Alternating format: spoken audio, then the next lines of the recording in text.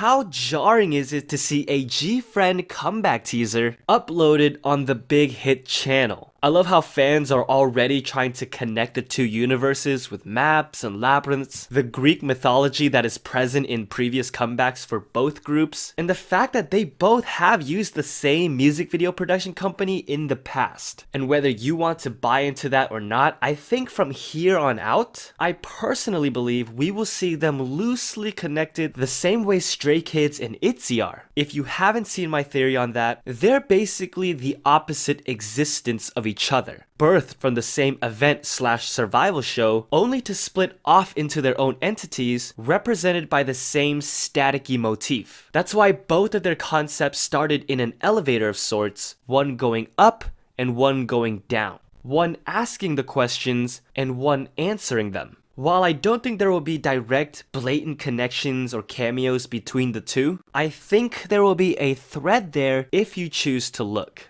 It could be the reason they started off this comeback trailer with an English narration saying, "We were born and raised here, together," alluding to the fact that Sinbi and Eunao were once big hit trainees. Gfriend aren't just coming back. In a way, they're coming home. And as with any kind of change, we did see a tiny bit of negativity from very small groups on both sides. Some saying, oh, you just like them now because they're under this label. Some saying, wow, they're leeching off of the connection and association. Again, these are very small, isolated voices on both sides, and I think it's a very close-minded way of thinking. Luckily, the majority of fans are embracing this new era, if you will, and the most beautiful thing I've seen is so many fans who have never listened or watched Gfriend before are getting super interested in their concept and in-depth storyline. Here's some stuff if you need some help. Wink wink nudge plug.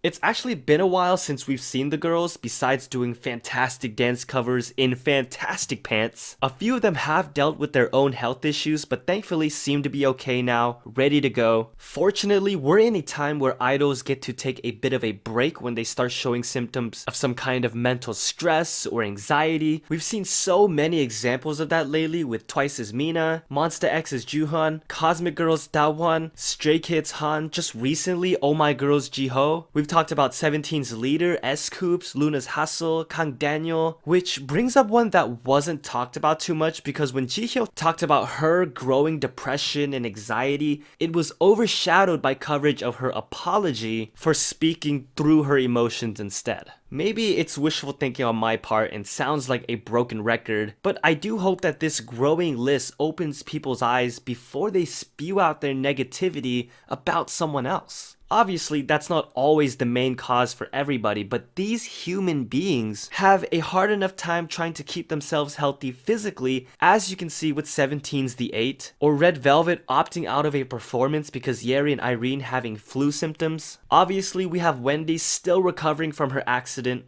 We miss you, Wendy. And I love that fans came together and planned a LED sign for Wendy where people can express their encouragement as well, but the best part about it is that the fans who put this together were able to get a spot in the subway station right in front of SBS's building. And if you were worried like me that SBS wouldn't do a proper internal investigation, it has been reported that the police are now involved and will be investigating SBS themselves under the charge of negligence causing grievous bodily harm, along with the district office investigating for SBS's violation of disaster preparedness plan. Justice for Wendy. You know what? I'm gonna wrap this up by tying up so many things we just brought up. Wendy, Irene, Oh My Girl's Jihyo, because Dream Note's UI has been getting so much attention lately for her resemblance to both Wendy and Irene. Like if they had a daughter. I was so doubtful at first, but now I have to admit, besides her being really great at dancing, I cannot unsee the resemblance. Just like how Jihyo has always looked so familiar to me until someone blew my mind and said she looked like Rosé. I'm sorry, what? Uncanny. By the way, can you imagine Irene raising a baby? No, I know she practically raised Yeri. That's not what I'm talking about. I'm talking about a baby.